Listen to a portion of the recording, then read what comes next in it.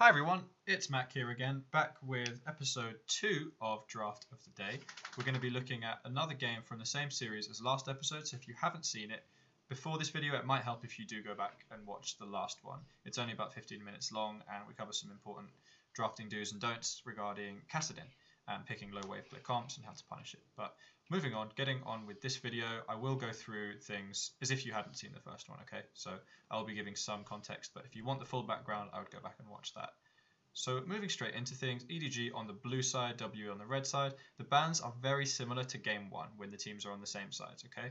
So the only thing that are different are two bans in this. Karma and Shen are taken out by EDG, and so Karma, Vladimir and Shen in that order are the exact same bans as game 1. The only different ban is Rek'Sai here, and the reason for this is that in game 1, EDG took out 3 really strong first pickable champions in Karma, Shen and Talia, and then got a first pick Rek'Sai out of it, okay? And that's because they really like Rek'Sai on the blue side because it allows you to have really nice jungle control and variable pathing. It's clear life's best champion. A lot of people prefer Rek'Sai in the meta at the moment because of the ability to focus very hard on the early game. But as soon as they see that WE bans this out, they don't want to deal with the Rek'Sai first pick, they shift over to Lissandra. Why do they shift to Lissandra? Seems like an odd ban. Because they're planning on first picking Talia. Talia was the ban they dropped. Now they don't want to first pick Rek'Sai anymore. They want to first pick Talia because Rek'Sai's out. So Lissandra, not exactly a lane counter to Talia, but one of the only champions that can match her in terms of global pressure because Lissandra often brings TP. Alright, so that's why they decide to go for that ban. That tells you they want to first pick Talia. GP gets taken out by WE. It's fine. No one wants to play against GP. He's super strong. Globals. Very strong champion in the meta right now, extremely strong late game scaling, doesn't matter if you punish him in the early game. Moving on, so if we start rolling the video now, I will be skipping through this so that you don't have to wait through all of it. Talia, first pick, nothing new there. Something that is important to note here as well, context from the first game and the second game, is that within a series, the meta of a draft within that series will establish itself in terms of what the teams both value above all else. Now, this series, Tahm Kench has been established as a really strong pick because of his ability to bully melee supports in lane, because of the safety he provides, because of the ability to roam, and also Gnar. In game 1, WE got the bad side of the Gnar Echo matchup and didn't really like it, so they want Gnar here. That's what they're going to pick. Normally, it would be very, very normal to see a jungler and perhaps an AD carry pick here. Priority picks wise, Sivir is still up, okay? And this is the rotation that you'd expect to see her. You'd expect to see a Sivir pick here from EDG. They can pick their top laner no problem because W have already shown them, although they've shown theirs, although they don't have to. This does mean they show both their solo lanes, so you'd expect them at this point to hide their AD carry perhaps, or just go with a pick that is considered to be S tier, which in this case, as I mentioned before, is probably Sivir. Now, what's really interesting here is that they lock in the Braum.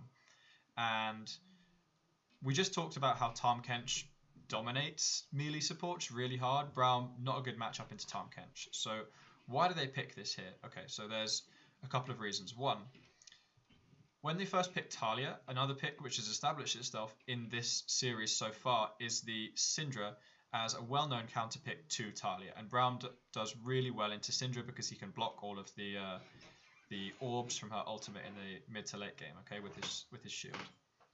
The other thing is that Braum is really nice into Sivir again in the late game because his shield can stop the ricochets.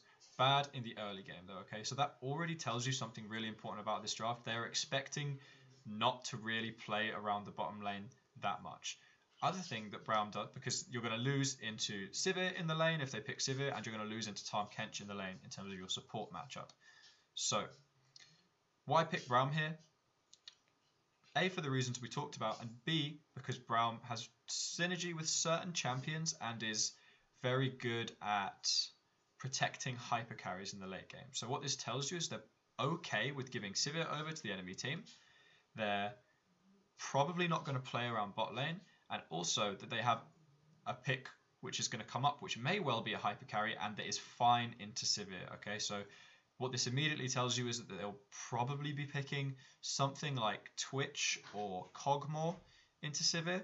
It's probably not going to be a Lucian because he's not that worth as a hyper carry. He does have a good matchup into Sivir, and it's probably not going to be a Tristana because the spell shield counters Tristana's bomb very easily. Oh, the other thing I forgot to mention is that Sivir actually counters Braum in lane because of the ability to just spell shield the final stack of the concussive blows passive, so you can avoid the stun very easily. So they're giving Sivir over here, really important to note. What's also important to note is that seeing as they don't take Sivir here, and time is already locked in, Ashe is pretty much off the table. Okay, so let's look at the next round of picks from WE. Here, you'd expect the Sivir, and you can either go for a jungler here, or you can go for Talia. Something that is really important to note with Sivir being up is that she has a lot of synergies with really, really powerful champions, like, for example, Hecarim, who's still up. She also synergizes really well with Gragas in terms of your late game engage. So right here, WE, they decide to go for the fairly obvious counter pick to Talia, if I forward the video a bit, and they take the Sivir, no problem here. And this is quite clever. It seems odd that they would hide their jungler until last, but it puts EDG in a really nasty position in some light. So the last pick is going to be the AD carry and also the jungler. We just talked about the fact that Hecarim and Sivir is still up, and you really don't want to play into Hecarim and Sivir. So EDG, if we just forward this forward a little bit, scrolls over some junglers, eventually decides on Kog'Maw, as we talked about, and the Hecarim. They do this not because Hecarim fits well into their comp. They actually don't really want a Hecarim here. Why? Because you have a bot lane that's going to get shoved in and that you don't really want to play around, and a mid lane which is actually a counter matchup. So Hecarim as a jungler wants to be able to farm, but if bot lane's getting shoved in and your mid is a counter matchup, it means there's a push pressure on bottom lane and kill pressure on mid lane, which is going to allow them to invade you. And yeah, it's not going to be pretty because the jungler on WE's side basically has free reign of what to do. They can invade you and start messing you up, or they can gank your lanes. And this is why we see an Elise pick come through for the final pick, if I forward this through. Now, WE here, I think this is actually really smart, their second rotation here, because it puts EDG in a really nasty position. Okay, either they take Gragas here, which is better for their Kog'Maw, but it gives WE Hecarim, which is just horrible to play into in team fights and is really, really good into Kog'Maw at diving him. Kog'Maw has to sit there and be stationary. Hecarim runs in with the Sivir ulti and just obliterates him, okay? So the Elise pick here is then basically saying, okay, we're going to play around our mid lane counter pick, and which has really high kill pressure because Syndra has a really, really long ranged hard CC in the form of her stun from her E. And we're going to push the bottom lane in and we're going to invade the Hecarim and try and stop him farming. We're going to try and snowball this game as quick as possible. That's why they don't take the Gragas here, even though you'd look at this team comp and perhaps think maybe Gragas would be a better fit in terms of the synergy with Sivir and the ability to team fight in the late game and the ability to, you know, get onto the Kog'Maw. So I like this from WE. Perhaps they could have gone for Hecarim here, but either way, it's kind of a rough choice for EDG. Either you take Gragas and give over Hecarim Sivir, or you take Hecarim into a composition that really doesn't want a Hecarim, where he's probably not going to do that well and open up for an Elise counter pick. So I really like this draft from WE. So before we get into the draft, I'm just going to talk about quickly what they could have perhaps done better in this draft. So the Braum pick could have been a Trundle. I think Trundle works really well into Tahm Kench and also synergizes really well with Kog'Maw. It's also a flex pick, which would allow you to delay that top laner perhaps until later and pick something else in that rotation. They could have picked the jungler there, and that wouldn't have been a problem. But I think really, if you're going to pick Braum there, or even if you're going to do that rotation, if you're going to do Trundle and Echo, Braum and Echo, whatever it is, and you're going to leave Sivir open, you have to be willing to potentially ban away that Hecarim. Vladimir is already off the table, so you don't have to worry about the Sivir Vladimir comp, which is really strong. Karma's off the table. The Hecarim is the only one left up, but EDG just feels so pressured to take this Hecarim because they don't want to give that over and pick a Kog'Maw. You can't pick Kog and have Hecarim Sivir against you. It's because Hecarim, like we said, is just going to charge onto Kog'Maw when he's standing still trying to auto attack and wreck him. So I think the best thing they could have done with this draft, in hindsight, which of course is 2020, is to have dropped the Lissandra ban for the Hecarim. Yes, Lissandra does have the ability to follow the Talia around the map with teleport, which is really annoying. But Syndra is already up, which is a counter pick, so you don't even know they're necessarily going to pick it into you, although a lot of people do, but also Lissandra actually isn't able to push that well into Talia. She has very short range CC and wave clear, and if she comes up to wave clear or harass or trade or whatever, then Talia can very easily get a seismic shove off onto her. So I think dropping the Lissandra ban for Hecarim would have been better here, and it would have allowed them to pick a Gragas, no problem there. Maybe even in their second rotation, they could have just gone Gragas Trundle, kept the Trundle as a flex pick, and kept WE in the dark about what they were potentially doing. So I think that's how I would have improved that draft. Now, moving on to the implications of what that had in the game, we're going to skip ahead to the replay. We're going to watch about 5 to 10 minutes of the game here, and I'm just going to talk you through what's going on, okay? So let's get on to that. Okay, so now we are in the game. Skip forward the video a bit, and to get you up to speed, we're only 2 minutes 47 in. The junglers have both started top, and they're doing very standard pathing, going towards the bottom lane. As we mentioned, Hecarim is going to want to farm up in this matchup. That's what Hecarims generally want to do, and Elise wants to try and pressure the early game. So, important to note here, Elise is actually spotted. I just want you to keep your eyes on the minimap. Unfortunately, I don't have Spectator here, but Elise is spotted on the blue buff here. And she's going to go up towards the mid lane. And Scout makes a big mistake here. This is really silly. Condi's just waiting in here. If you have a Gragas here, then yeah, maybe you can make this move because Gragas isn't going to be going for like a full greedy clear and he can come and support you in the river, but it's not. It's a Hecarim. With Hecarim, you don't expect ganks early, so don't make that aggressive move into the river.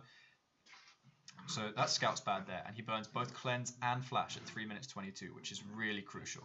Of course, both mid lane sums do go down, but it's less of a problem for Xie because, again, Hecarim isn't going to be trying to gank you that much. And if he does, he's really telegraphed. He has to run straight at you, and Syndra can actually just push him back with her E.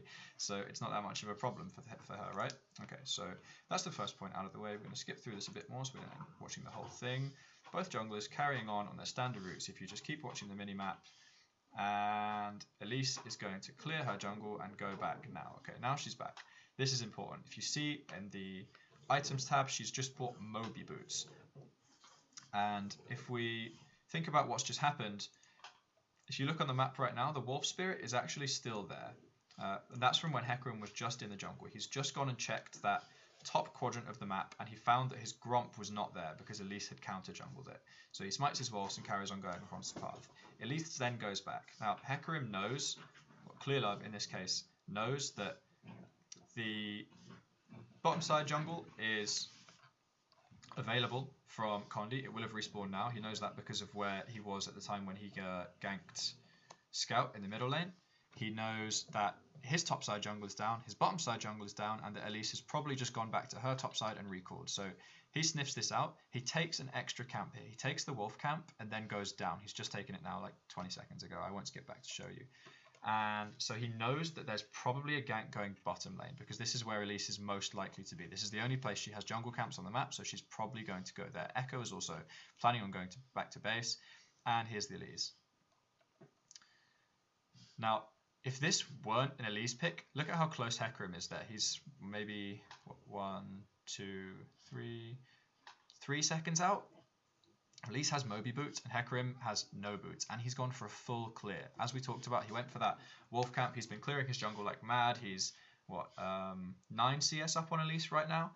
But if this is not Hecarim, if this is, say, a Gragas matchup, or you have the other side of the matchup, if they have Hecarim and you have Gragas, or you have Gragas into Elise, whatever, then I don't think this happens. I don't think this gank actually works. And also, this play that we're about to see right now, when I unpause it, Hecarim does not run in here and try and 3v1 if it's not a Hecarim. I mean, Clearlove doesn't run in and try and 3v1 if he's on Gragas, okay? So I think those 2 kills there were heavily influenced by the draft. And I think if perhaps Hecarim had banned out, then you wouldn't have seen that bot lane advantage go so far towards WE's side. Now they have 2 kills on their side, and Civitarm is just going to be so safe and able to perma-push this lane. So you've pretty much guaranteed safety for that lane as the jungler now if you're Condi.